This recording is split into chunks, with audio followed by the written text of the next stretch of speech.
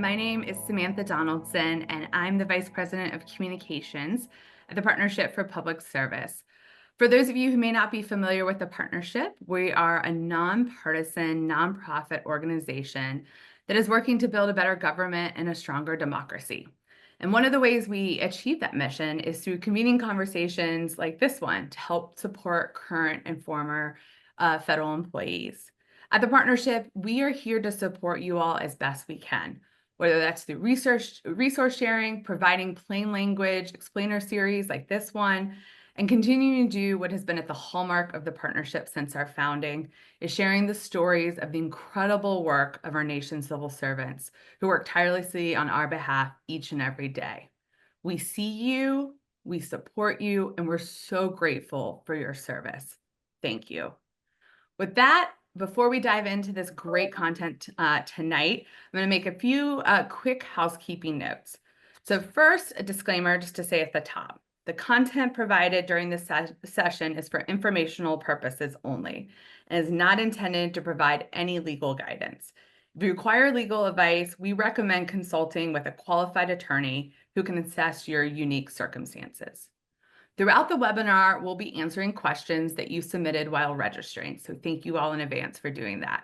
You can also submit a question anonymously through the Q&A function, and we'll work to get through some of those as well throughout the next hour. Unfortunately, we won't be able to answer every question tonight, but we do have a series of explainer sessions coming up over the next few weeks where we plan to dig into additional topics. So while we may not touch on a certain topic or question this evening, please be on the lookout for more webinars in the coming weeks. And we'll be posting this webinar series as well as the past ones on our resource hub for federal employees, which is located on the partnership's website. Finally, just a quick note, while this discussion is geared towards current and former federal employees, it is an open forum, so we may have some folks joining us from other communities. Really excited about tonight's conversation. It's been really heartening to see how people have been using LinkedIn to share job opportunities and support civil servants as they're navigating career transitions. And so really the purpose of this evening's conversation is, we want you all to be able to walk away with an understanding how to craft a compelling LinkedIn profile and use it as a tool in your job search. And we're so grateful this evening to have Brett Milcoy and Billy Stewart from the LinkedIn government team to really help dig into and help give us some great content for doing so. So I'm going to turn it over to Brett and Billy who have a presentation and we'll walk through some questions along the way. So over to you, Brett.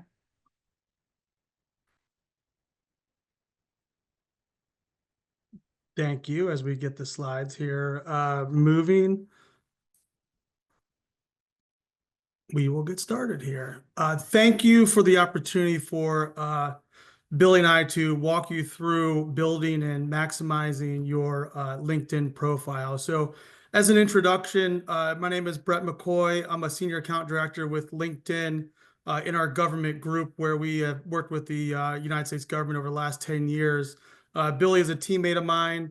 Together, we're part of a larger group that supports the United States government from a recruitment, branding, learning, and educational perspective, and that's why we're here today. So our goal is to talk about LinkedIn, talk about 10 steps to get you started to make sure that opportunity can find you. The goal here today is to make sure your profile is done in a way and that you understand those key points to ensure that opportunities can find you, and we'll walk through that throughout this slide. So one question you might ask, I've heard about LinkedIn, but why LinkedIn, right? And that answer to that question can be summed up in our vision, right? So our vision is to create economic opportunity for every member of the global workforce. So if we think about in the case of job seekers, we want to connect members to their next job. So here's how we're doing with that. Every minute, 7 people are hired on LinkedIn. So why do I need to be here? We connect opportunity to people and help 7 people get hired every single minute. The way we do that is through our economic graph. So what we're trying to show you is a little bit of the math behind how we do it to help you understand when we get to the profile section why we're doing it this way. So if we think about the economic graph, this is our digital representation of the global economy. So in the case of today and why we're here potentially to find opportunities, we have the organizations that provide employment, right? So all those 30 million companies out there, the skills of our members, the skills you possess, and the skills needed by those organizations. We have those all together digitally in the 20 million plus jobs available on a regular basis that we want to work through our algorithms to find you and push it out. Those jobs that you might not even think to look for, because we can only think and search for what we can type with our fingers. LinkedIn tries to take that away from you and show what your skills match to those jobs. So the economic graph, helps organizations find their next hire and helps our members find their next opportunity. So what we want to do is provide you with a snapshot of employers on LinkedIn. So to give you an idea of what employers look like on LinkedIn and a little bit about what they do on LinkedIn. So first and foremost, 85% of employers are influenced by your online reputation. So that's why we're here. We want to make sure your profile is clean and your profile is clear, because at some point, someone will be viewing it. So who's on the platform? When we think about those organizations you might want to work for, 95% of the Fortune 500 companies use LinkedIn for recruiting and sourcing. 5.7 million talent professionals actively use LinkedIn to find and engage talent. They're performing the searches to try to find people with specific skills to bring them into their organization. Again, why we want to make sure our profile is clean, it's up to date with all of the potential information so you can be found easier. And we talked about the Fortune 500, there's over 1 million companies, including small businesses, that find talent on LinkedIn. So the takeaway is that recruiting and hiring managers will most likely go to LinkedIn, at some point in time to come find you. And so to kind of give you an idea of that activity, and once they find you and how they potentially find you is, 9 out of 10 employers at some point during the hiring process are going to leverage LinkedIn. They're going to look at your profile. They're going to try to get an understanding of you. Every minute, those same employers, every minute will turn on their hashtag to show that they are hiring. This is a great opportunity for you. So as they're saying, I'm hiring, you now can see exactly who is doing the hiring, play offense and reach out to that person. And then those recruiters out there who are performing those searches based off of the skills you place and the background you have on your profile are sending emails out to our members. So they're reaching out to our members to share opportunities, to let them know they have a job opportunity. Again, why we're here, so we can get our profile, the core basics completed, so that you can be found in that manner. And when we think about it, over 50% of hiring managers will use LinkedIn profiles to qualify job seekers. So we want to be here, and we want to be here in a way so that they can find you with skills and be able to qualify you. So in addition to the people trying to find you, right, these are the simple things to have set up so that the people playing offense, the recruiters, the employers trying to find you, can find you. LinkedIn is also trying to help you find those jobs and help those jobs find you. So the economic graph, which is that digital representation, the skills you have, the skills that are needed, are pulled together, and we'll push jobs out to you based off of your profile. So we essentially, an easier way to say it is, we will match up a job with your profile and deliver it to you. So we'll send it to you in the LinkedIn newsfeed. So as you're scrolling, you'll find a section, jobs you might be interested in, to show that these are potential opportunities from you. When you're in the jobs tab, we'll surface up higher those ones that match you. We'll also notify you of new jobs. And then when you're on the jobs collection tab, we'll show you a number of different categories to help you find opportunities that match you, but also find opportunities that you might not be thinking about.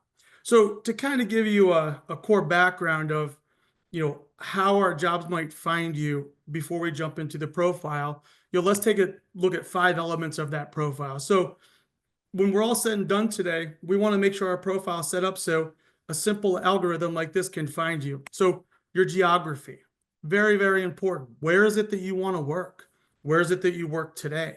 So on LinkedIn, you can have your current market, but there may be 3 other locations you're interested in. So by setting that, you can receive jobs, as jobs will be targeted based off of market. Why is it based off of market instead of globally across the United States? People care about things like, how far is my commute? So it's very targeted from a market perspective. So be very specific where you are and where you want to work from a geography. Jobs will help find you. Industry is a really big thing, as jobs are matched across industry. And then keyword.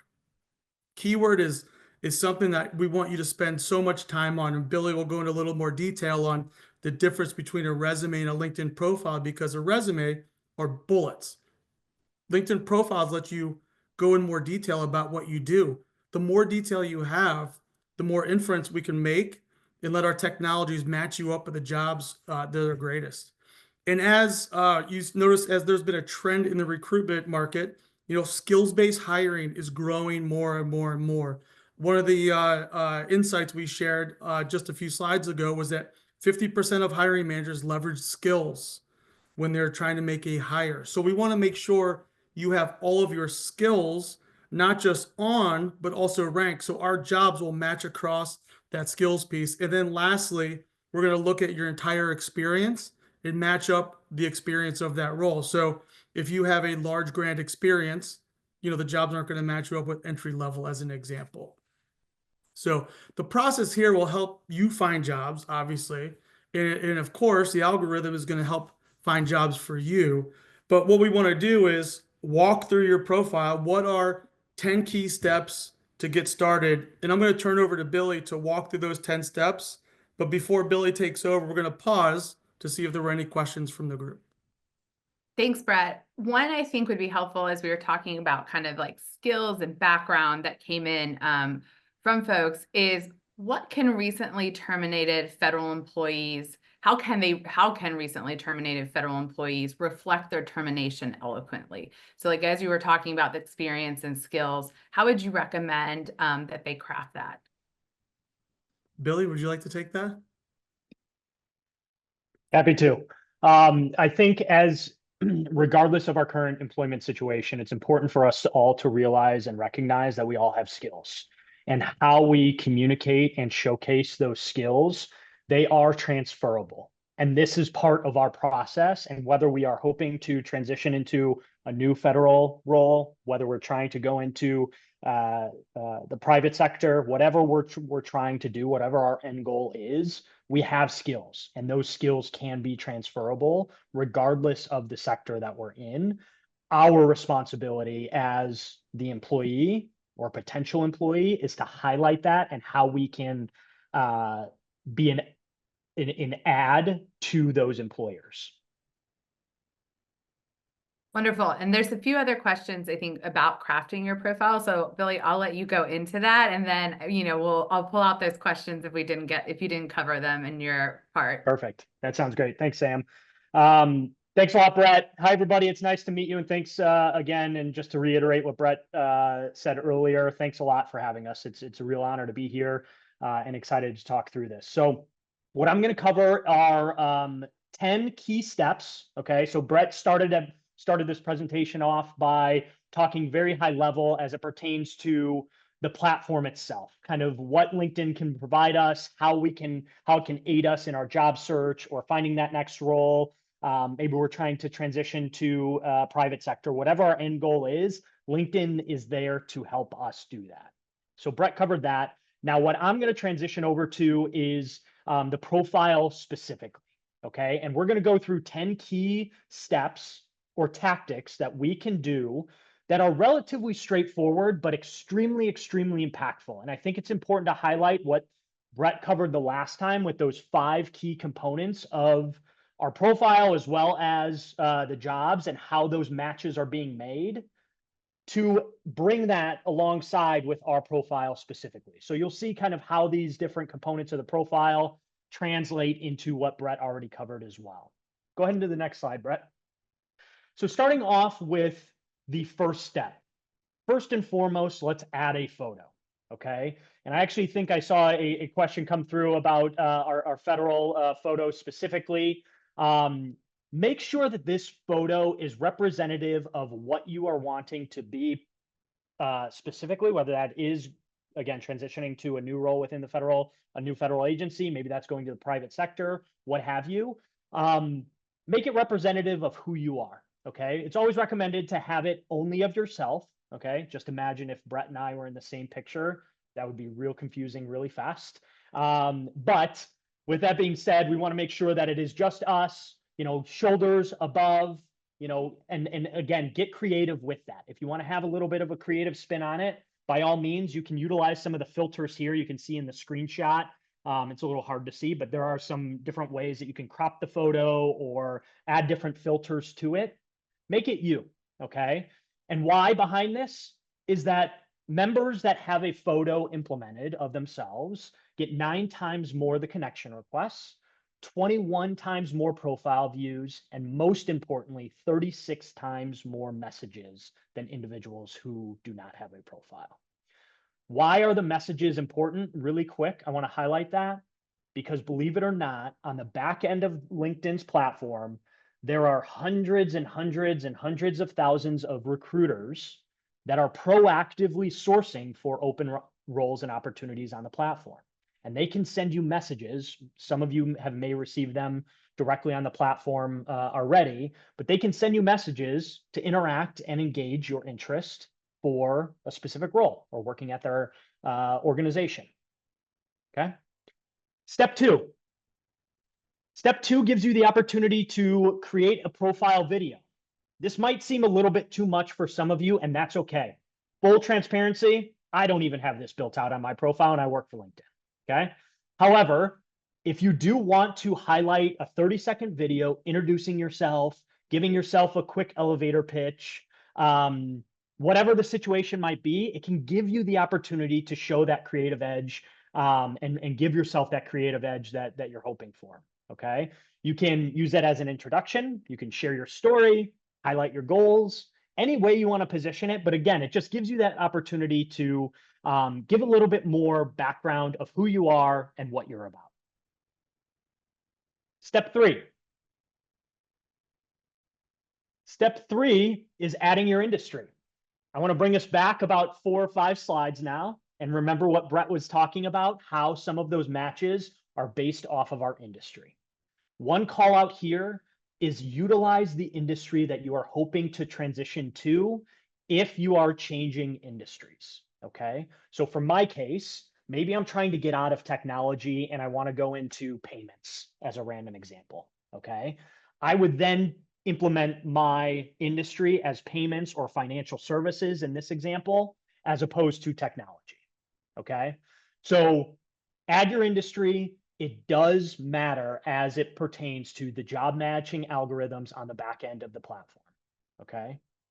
Some of the key data points here: you will receive 9x more profile views when you have your industry implemented, and then over more than 300,000 people search. Again, those recruiters that I was talking about previously search based off of that industry on LinkedIn every single week. Step number 4. Show you're open to work. Okay. There's a little bit of a vulnerability piece here. Okay. So I'll call that out and be very, very open to that. Some people, again, are more comfortable. Other people are not so comfortable. If you want to flag either to the general population or on the back end, and I'll kind of talk through both of these here in a second, you can do so. You can do either one of those or both of them. All right. And later in the presentation, Brett's actually going to walk us through how to do that step by step. But what this gives you the opportunity to do is, one, either provide a hashtag around it's a hashtag ring that says open to work, hashtag open to work. You may have seen them on the network already. The second one is where you can flag on the back end, more secretly, I'll call it, that you are open to new opportunities on the back end. Okay, so what this does is, let's say that Brett has this toggle, the back end one toggled on. If I'm just simply viewing his profile as peer or as a friend or anything like that, I would not be able to see that. Okay. However, the recruiters that are sourcing and looking for individuals to fill the roles that they are trying to fill can see that Brett is interested is open to new work and are more likely to have a conversation with that individual. Okay. 40% more likely to be noticed by recruiters. Okay. So that's the hard data piece that we were talking about in each of these steps. Again, that is where the recruiters on the back end are notified that Brett might be interested in having a conversation specifically. Step 5. And Billy, before we jump to step 5, Yeah. one note that many of you might be thinking is if I put them open to work on the back end where recruiters can see them, can my organization see that? So if your organization has the LinkedIn recruiter tool for sourcing, you actually do not show up in their search as open to work. So you as that organization are not visible to them. So you are protected from your organization. Great call out, Brett. Step 5, drafting a compelling headline and summary. Okay. So what the headline and the summary are, essentially, this gives you the opportunity to provide your elevator pitch. Okay. So we typically say best practice is around 40 to 50 words. Okay. Think of it as a paragraph, a couple of paragraphs max. Focus on what you've accomplished in your careers. And this goes back to Sam's question that was presented to the group earlier about skills. How can we identify and translate those skills that we've gained into real career accomplishments that you've realized across your career? Private sector, public sector, it does not matter. Okay. Additionally, this gives you the opportunity to talk about and highlight your aspirations as well. Especially important if you are trying to transfer and hop over into a new industry or sector for that matter. Okay. One thing that I'll say here is this, again, can be a little bit overwhelming. Some of us may be a little bit more creative or may feel a little bit more empowered to build this out. One thing that I always recommend is simply look at other people's profiles, see how they're laid out, see how they have structured it, right? And be able to kind of take best practices from that.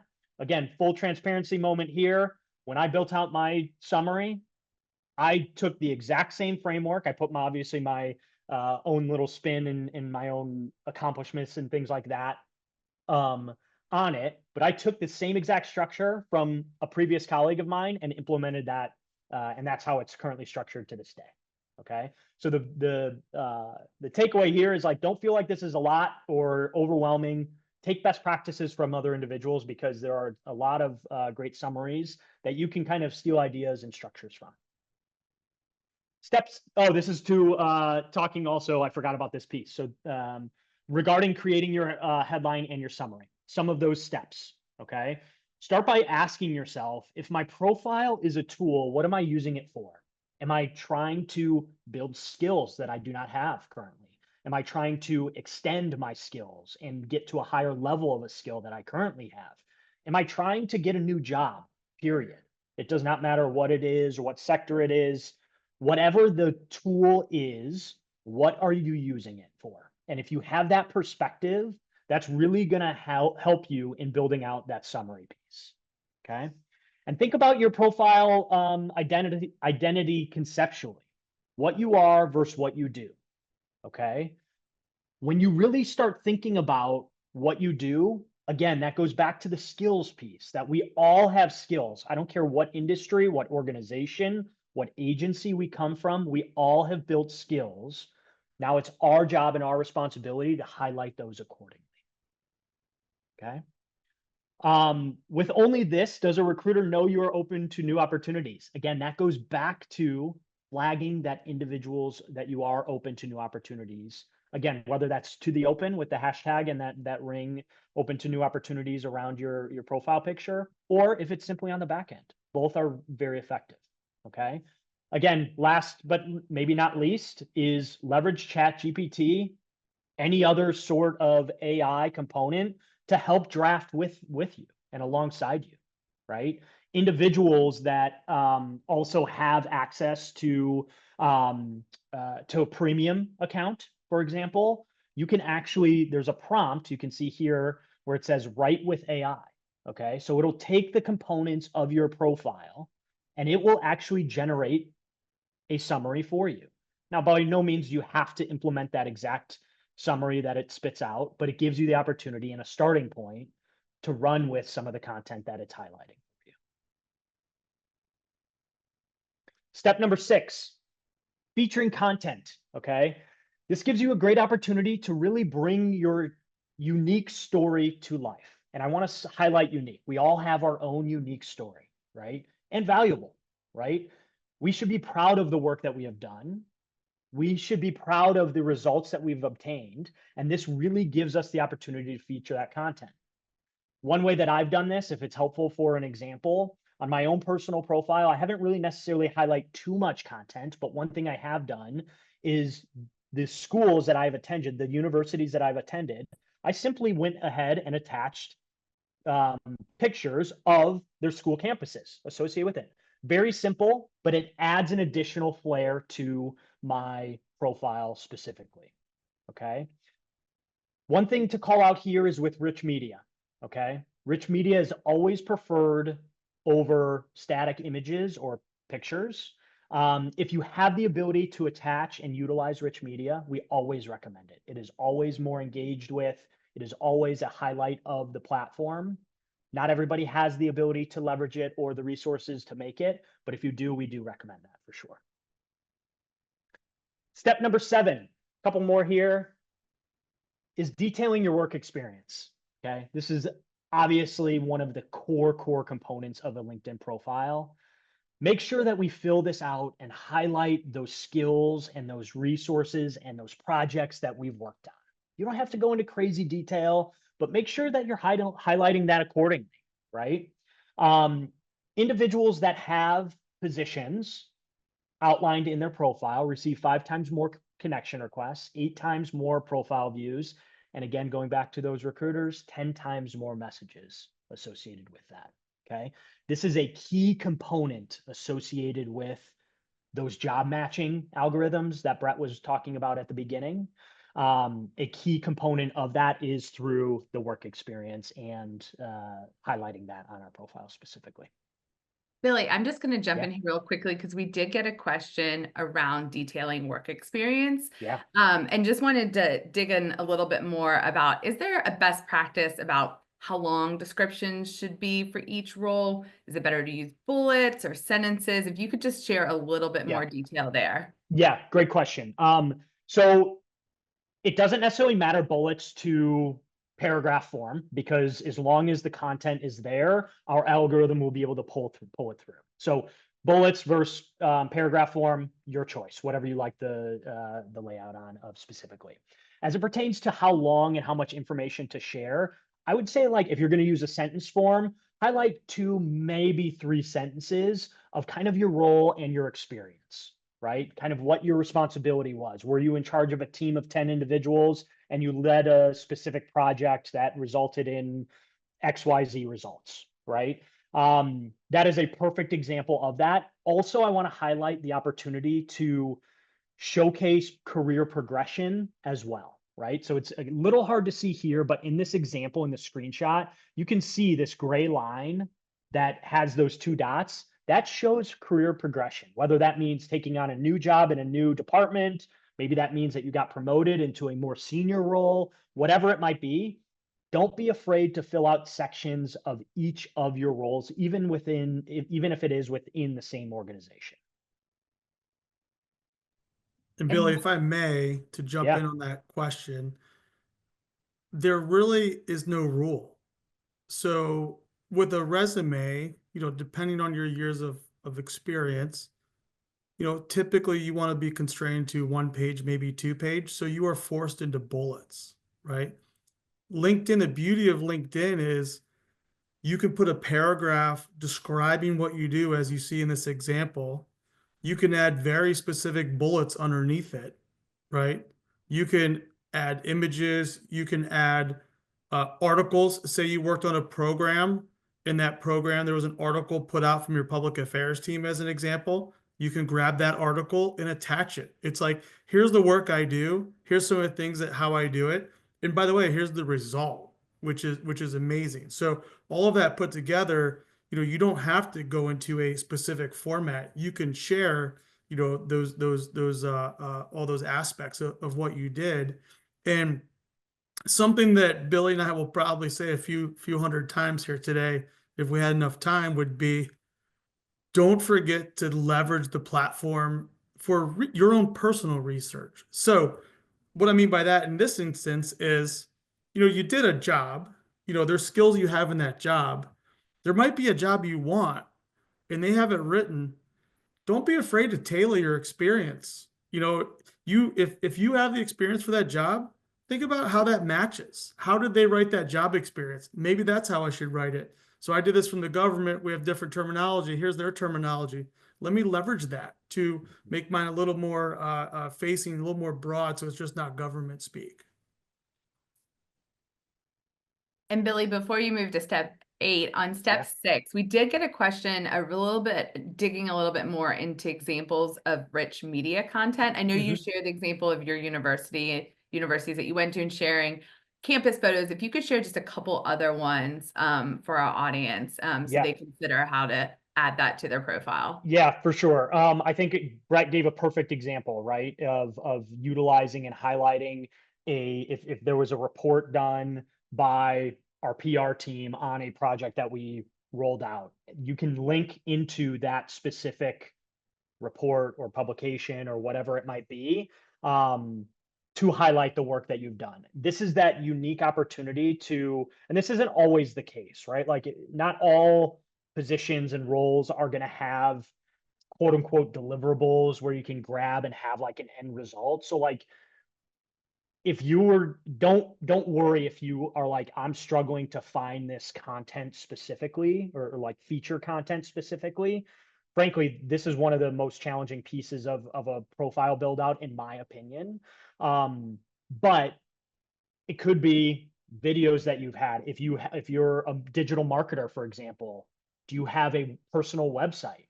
Do you have a website that you helped build? You can link to that, right? There's like endless different ways that you can highlight some of the content that you're focused on or that you've helped contribute to.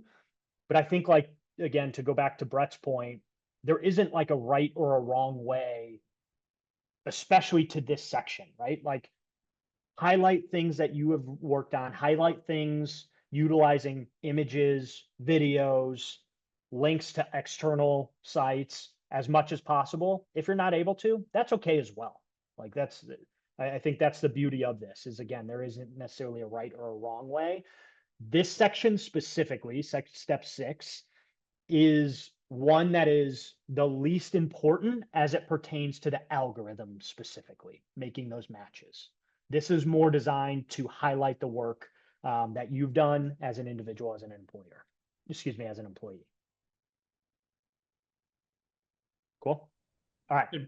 Bill, Yeah, I'm go sorry, ahead. I didn't know if you were clear in there. Just as a quick note, as it comes through, you'll have the ability to, as you're updating your work experience, either notify your network when you make a change, or you can have it turned off and notify them in one large fell swoop. This guy kind of gives you a little picture of what that looks like on the back end there. Yep. Cool. As you type through. Perfect. Step 8, Billy.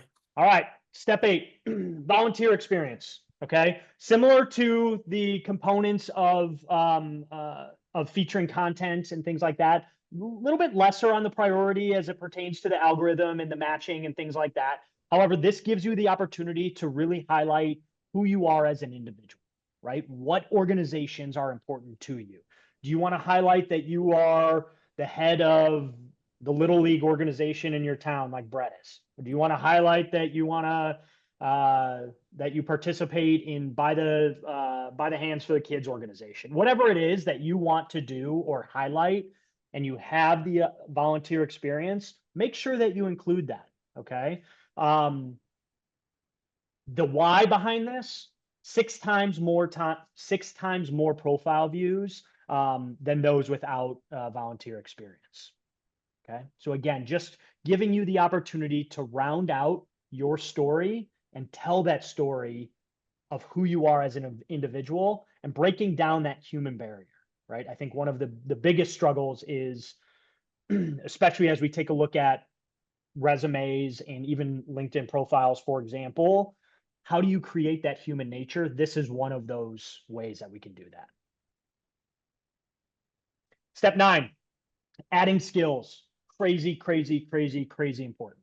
If you take nothing else away from this presentation, adding skills is one of the most important things to do on a LinkedIn platform and area to focus on.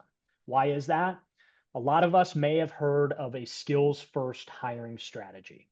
What that means is that a lot of organizations are transitioning from piece of paper, i.e. degrees, and transitioning to, can you do the job? Or can I teach you the job? Right? And how do you highlight that? That is all based off of the skills associated with your profile. Okay. And again, I want to go back to Sam's comment and question at the beginning from somebody on part of the group. It is our job and our responsibility to ourselves to highlight and identify what skills we have gained and developed at any point in our career and highlight that on our LinkedIn profile. Okay. Members who add 5 or more skills receive 17 times more profile views. Why is that? That's because recruiters are really starting to own and recruit based off of skills alone. Okay. It is now, obviously, some roles will always need some sort of diploma or what have you. However, a lot of our roles are starting to shift into a skills first hiring strategy. Okay. Additionally, 50% of hirers on LinkedIn now explicitly use skills data to fill their roles. So that just goes back to what I was just saying, right? That skills first hiring strategy, it is more important than it ever has been, and it's just continue to grow in importance. Last but not least, thanks for hanging on with me. Number 10, request recommendations. Okay. This is a great opportunity for us to highlight and give the ability to showcase recommendations from other individuals that you have worked with. Okay. So let's say that Brett and I were obviously colleagues. I can go into Brett's profile and say, hey, Brett, would you provide a recommendation for me on my profile? And it will give him the opportunity to say, Billy and I were colleagues. We worked together on the same team, and then he can freehand write an overall summary of what it's like and build my credibility without me having to say a word, simply by highlighting Brett's words. Okay. Who should you be asking this for, or from, I should say? A couple of different ideas and options. One, obviously, current coworkers or previous coworkers, any sort of former leader or boss that you've had obviously a great relationship with. You could do previous schoolmates, whether you went to university with them, whether you went to high school with them, depending on where you are in your career. That might make sense, may not make sense for other individuals that are later in their careers. So those are a few different ways that we can really start focusing on who we can identify recommendations or pull recommendations from. Here, in regards to quantities, I would focus on, there is not a limit, first and foremost. However, I would focus on 4 to 5 if you want like a hard number. You don't want necessarily just one. You don't want necessarily to have 50. I mean, in my opinion, there is not a wrong number, but if you want like a hard number to shoot for 4 or 5. Because I think my personal opinion is, as we think about those recommendations, they carry more weight with having more consistency, and it just doesn't cut through the noise, essentially. Okay. Last piece, and then I'm going to toss it back to Brett, is a key takeaway. Okay. We've talked a lot about this LinkedIn profile. What the heck is this LinkedIn profile? We can build it out, right? What does that look like as it pertains to a resume? All right. There are big differences between those, right? I'm not saying don't ever utilize a resume. I'm not saying only rely on the LinkedIn profile. However, they do have two different functionalities, okay? LinkedIn profiles do speak to all potential employers. That is why we always recommend for us to build them out as much as we possibly can, okay? Resumes historically speak to one individual employer, okay? They go into more detail with skills, projects, interests, certifications, and more, okay? We haven't even touched on certifications, but that's a huge component of the LinkedIn platform as well, right? That ties into the skills piece as well. It allows other professionals, employers to interact and learn and contact you directly, right? A resume is a piece of paper. Any way you shape it, it's a piece of paper.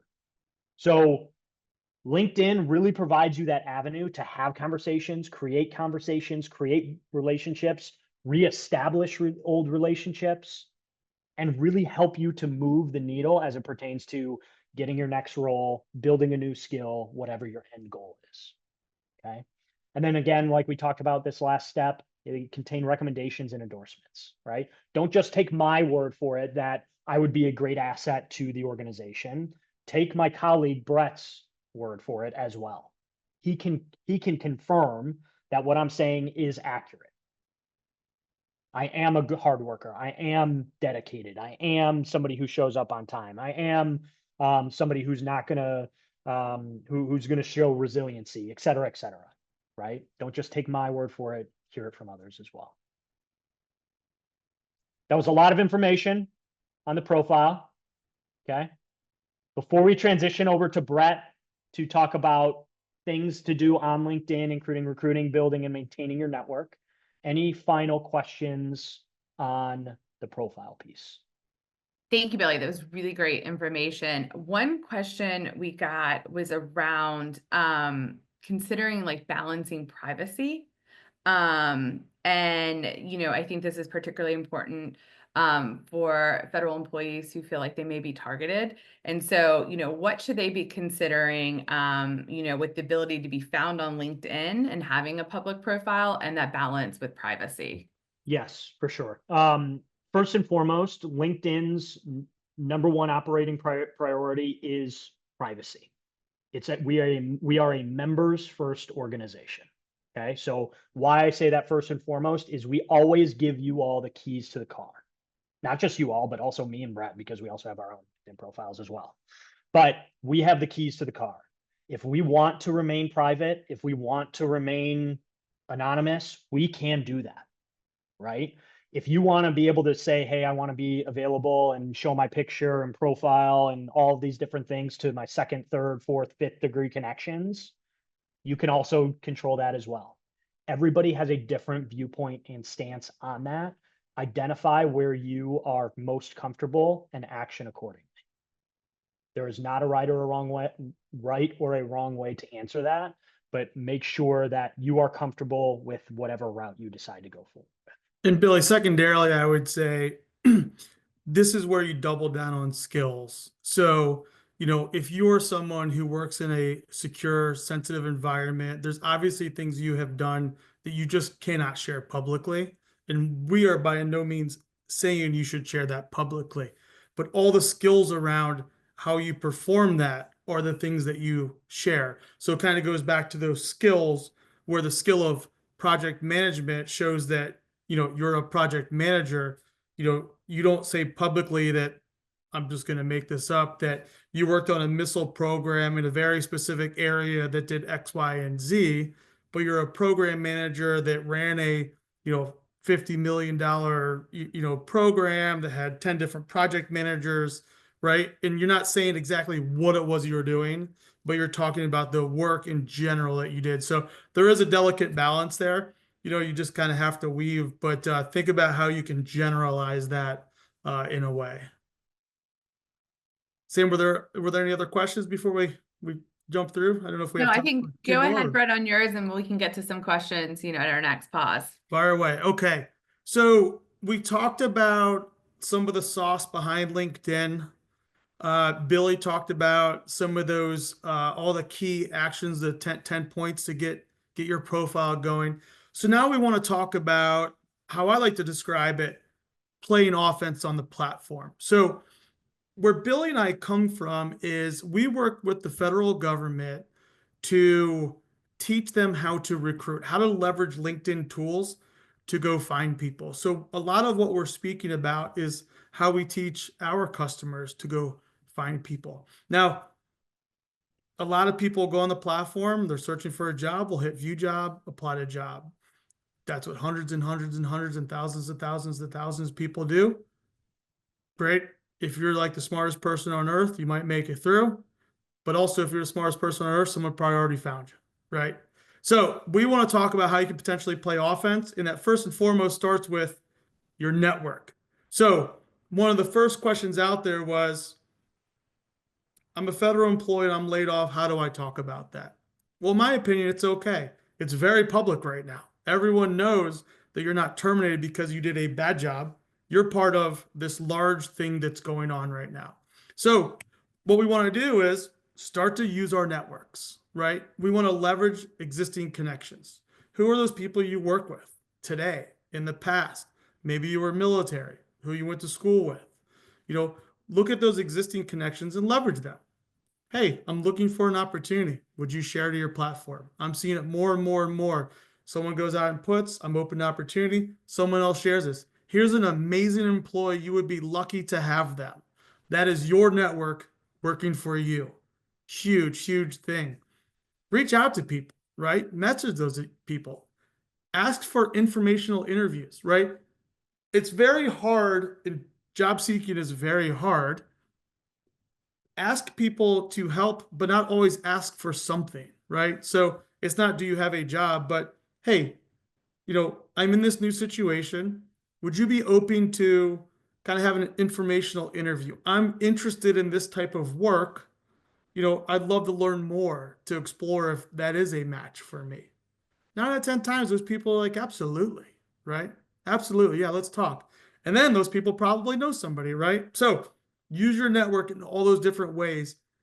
Massive, more than any, most important thing with your network, in my opinion, ask for referrals, right? Do ask people. And I'm going to talk a little bit later on about, that power of that ask, right? Sometimes it's hard to go up to somebody and ask for something. Sometimes you're nervous. I was always a nervous, shy kid, right? It was hard for me. But as I got older, I found I wasn't asking for anything bad. I'm not asking for anything for someone to do something that's not right. I'm just asking them, would you be open to introducing me to the hiring manager? And people will want to help. So leverage your network. 70% of people were hired by a company where they had a connection. So your connection will help you find a role, right? LinkedIn members are 10 times more likely to be hired when they're referred. So what LinkedIn is really, really good at, we're good at taking jobs and matching them with people, and people saying, here's this great opportunity. People view the opportunities and they click apply. Lots of people will click apply. How do you get, an interview? Leverage your network, get a referral, because now you're bypassing that mass stack of who do I go to? I'm referred by an employee and I'm probably going to get an interview. So the tip here on how to expand your network, of course, you can go on the platform, you can find anybody you want, you can request a connection. Don't do that. Request connections strategically. So first and foremost, find someone with similar backgrounds. So if you find an organization you're interested in, look for it, and you're not connected to an employee who might have a similar background. Maybe it's somebody you went to college with, maybe it's somebody you served with. Hey, I see you went to the University of Maryland. Go Terps. We're having a great season. Hey, I'm also looking at this job. Would you be open to referring me, right? You find some certain commonality. Turns out most people in this world are good. They're going to help you. So think strategically and always send a message to them as to why you're going out. So when we think about this power of networking, it's massive. It is absolutely massive. On the recruiting side, where we work with the organizations, after every 100 employee share a piece of content, simply clicking like, it drives 50 followers back to that organization and 50 people viewing jobs. So we're going to think about this going the other direction. So you have your network, all those people you're first degree connections with. So as we think about it from a career advancement, this is generally where over half of people have found their job.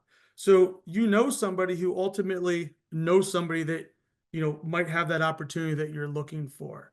So those second degree and those third degree connections become so valuable and so important. So when I think back, to give you an example, I love how my wife leveraged the platform to look for a role in where many of you might find yourself. So she was looking to make a move outside of her current industry. So naturally, the work she had done was not an exact match for the work that she wanted to do, right? She had skills that were needed, but everything wasn't an exact match. So if she just simply view job, click applied, she's going to be one of 100 where 50% of the match isn't there, and she's probably wiped and not selected for an interview. The way she leveraged the platform, and how I recommend all of you leverage the platform, is think about your network, and LinkedIn helps that. So if you view a job as an example, as you're viewing that job, LinkedIn will show you, here's employees that you're connected to at that organization. Click on those employees. Is there someone you know or you loosely know? Maybe you met through somewhere else and became connected. Reach out to that person. Ask for a referral. All of a sudden, you're leveraging your network. My wife did this. She applied to 20 different roles in a separate industry and received 20 interviews. So the way she did it, in not every role, but she did it through this method I'm mentioning: view job, who do I know? In a number of those roles, she knew somebody. That's great. In a number of the roles, she didn't know a single person, but she knew somebody that was connected to somebody. And she would reach out, as an example, to that person and say, hey, I'm really interested in an opportunity at this organization. I see you're connected with Jane. Would you be open to connecting me with Jane, or asking Jane to refer me into the organization? And every single person did that. She received 20 out of 20 interviews.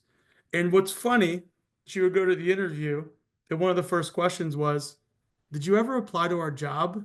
Would you mind going back and clicking apply so we know where you came from? So think about LinkedIn. The masses will view apply. Don't do what the masses do. Be smart, be strategic with your network. When we think about your network, it's not always about, I mentioned, asking for something. Also help your network, right? Some people are posting things, like them. I'm not a great writer. In fact, everything I write, I typically get a text 10 minutes later, my wife telling me about all the grammatical errors I have. I'm not comfortable with it. I'm okay that I don't do it right. But just liking content is sharing and pushing content out. You don't have to write, right? Give testimonials to others. We're going to ask for testimonials. Be open to give testimonials, right? Share your expertise if you're in that world, and make introductions for others. So as I just talked about, that third degree network, help other people. So as you help more people, it will come back to you in droves. So let me pause there, see if there's any other questions as we shift over to Billy, who will talk about specifically finding your way into opportunities and or searching for opportunities. We had a really great question from the audience about how you protect yourself from ageism, both as you're building your LinkedIn profile and your networking. And I think that's a really important question for us to address. Absolutely. So there's a piece of, so as we think about our profile, we're going to build it out into our body of work, and your body of work will speak to you. Now, on the back end, from a LinkedIn perspective, there are things that we inherently built into the platform to remove biases. So as a recruiter, as an example, might be searching for a particular skill. The way we surface candidates is based off of that population within that talent pool. So if the top population might be split 60% female, 40% male, we'll surface in that same population. The other side of it is there's a number of tools, and many organizations take part in this in working to remove bias. So they'll do things like turn off pictures and things like that. So they'll take that away from their recruiters so that they're really focusing on the body of work. And as Billy talked about, it's good. It's going to take time to change, but over 50% of people in hires are moving to skills-based hiring. This is the work that needs to be done. Here is the skill. Prove to me that you have the skill. And there's a big shift going that direction in general. One thing I'll add to that is LinkedIn is also, while it's imperfect for sure, LinkedIn is also trying to support and aid our members in that by not requiring age to be reported on individual LinkedIn profiles. That is a key highlight. Okay. Now, again, imperfect because, graduation year or years of experience, you can still kind of get there. But again, just something that LinkedIn is doing that can help prevent that to the best of our ability is that example specifically.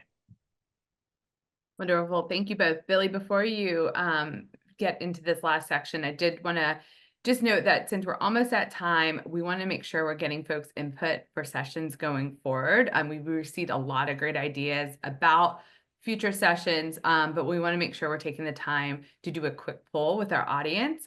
So my colleague Haley is going to put a couple questions in the chat just around how effective they felt this webinar has been. The second is how much folks agreed that they will take the information and use it moving forward. And the third is, again, asking input on future webinar topics. So just wanted to make sure that got up there and we were able to capture future ideas and get feedback on this webinar. So thanks, Billy. Just back over to you. Cool. I know that we are getting close to time here in the next couple of minutes. So we'll try to fly through this last piece as quickly as possible. Additionally, you will receive a copy of these. So even if we can't get through all of them, you will have a copy of all of this. So we want to make sure that that is highlighted as well. Okay. Very quickly on this one, this is taking a look at the what we were talking about previously with updating our profiles with the hashtag open to work, or on the back end, the visibility with who can see if you're open to work or not. Okay. Starting on the left-hand side, this is what that banner looks like on your profile. So this is Brett's profile page. He actually toggled on open to work. So this is what it looks like. And then you could edit your job preferences to highlight and proactively call out what you're interested in, whether it's location, location types, job titles, start date, etc. Okay. On the right, in the middle on the right, you can highlight if you only want this to be available to recruiters or to all LinkedIn members. Okay. If you do all LinkedIn members, that's where that the open to work banner comes onto your profile page. So be aware of that. Okay. And then you could update and post to anybody. Again, this is up to you if you feel comfortable doing that. Some people don't feel as comfortable, but if you do turn on that open to work banner, you can go ahead and open that up and mention to people that you are open to work and looking for new roles. Okay. Next one, searching for jobs. Okay. So if you literally go to linkedin.com, hit enter and go to the page, you can search by jobs. Okay. Specifically for jobs. You can search by utilizing specific filters for keywords, job titles, companies, locations, functions, industries, experience levels, and date posted. Okay. How can you learn from it and leverage jobs? How do you identify if you're a good fit? It's utilizing some of these features, okay, available to you. So you can see if the job match is high, medium, low, how many people have applied to it, who you reach out to. If you know people, oh, actually, I'm interested in this job and I used to work with Brett. I'm going to reach out to Brett and reconnect with him to see if you'd be able to provide me information about the organization. Maybe it's an organization that I think I want to work at, but I have no business even pursuing, right? That's all very helpful information. And then one call out here is you have the ability, if you are interested in working for an organization, you can click this I'm interested button on their company page. Okay. What this does is it funnels your LinkedIn profile into a bucket on the back end of the platform to let recruiters know that you're interested in working there. It's an easy and painless way to highlight that you're open to work. Okay. And then search like you would search the web. Recruiter at LinkedIn, Microsoft, et cetera, right? You have the ability to identify and locate hiring managers, recruiters, individuals that are part of the hiring process, all within the platform. Leverage the platform as if it's an opportunity to expand that network, and don't be afraid to send a message. Hey, Martin, I just saw an open role that you're hiring for that you just posted. I applied for it. I would love to get 15 minutes with you to talk through the role to see if I'm a good fit. And review those job tabs, okay? So one thing with these job tabs is you can actually highlight and identify job announcements that are promoted to you directly, okay? So top job picks, that's what I was referring to there. The job collections, companies that hire for your skills and more jobs for you. All of this information is from our algorithm. It is doing the work for you and placing it in front of you. A lot of you will be like, Billy, I've tried this. You know, I've tried it once, maybe twice. It doesn't work for me. I haven't found roles that are that fit my skill set or where I'm trying to go. Keep going at it, because as with any algorithm, the more you use it, the smarter it's going to be over time. Absolutely. And where we'll close here is at the end of the day, looking for a job's hard. It is really, really hard. Running a marathon's hard. In neither one of them you can do without taking the first step, and it takes many, many steps. So continue to take that fight and continue to push forward, and you will find great success. For those in the military, those active duty, guard, reservists, veterans, military spouses, the VA caregivers and so forth. We do offer a free LinkedIn Premium subscription. You can find the process to obtain that by going to linkedin.com/military. Out there are a number of resources from that premium perspective, and more to help you from a specific transition. So thank you so much for your time. We're open to questions, but I think we're at a stop point. But thank you for this opportunity, and reach out to Billy and I with any questions you might have. Brett and Billy, thank you so much for being so generous with your time. This has been tremendous and such a helpful deep dive, I think, for our audience. And thank you also for being willing to take questions. Really, really appreciate you all being with us tonight. Also want to thank my colleagues, Haley and Carrie, who are really responsible for putting this webinar on, or behind the scenes doing incredible work with these webinar series. Just as a note, we will be posting this webinar, and you can also access previous webinars on our resource hub for federal employees, which is located on the partnership's website, which is publicservice.org. Also on that hub, we have FAQs and blogs and links to other resources to support current and former federal employees. We also put the link to the website in the chat.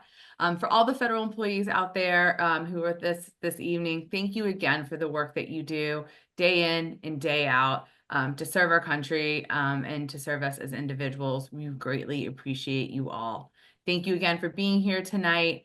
We know you're incredibly busy and appreciate you taking the time. Have a wonderful evening, and we'll see you soon.